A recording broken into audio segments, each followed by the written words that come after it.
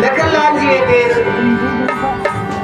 निषाद राज्य के विषाद दूर करते ऊपर संशय दूर करते ज्ञान वैराग्य भक्ति के अनुपम बात लगता हुआ था। मैं कहते कि संसार में मोर रूपी रात्रि है और ये संसार रूपी रात्रि में वही जागते जिन परमार्थी है।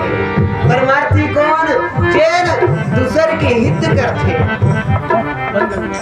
कहते हैं कि जब ज्ञान हो करके जब अंतस में ज्ञान हो जाते मनखे के तब मोह दिन भाग जाते।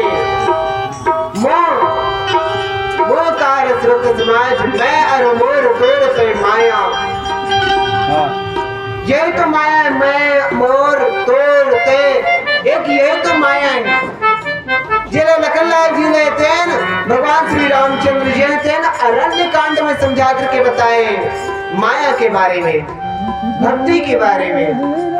तो यही कि जब कोनो मन के लेते ज्ञान हो जाते तब ओकर अंतस के मोह में तेरे भाग जाते।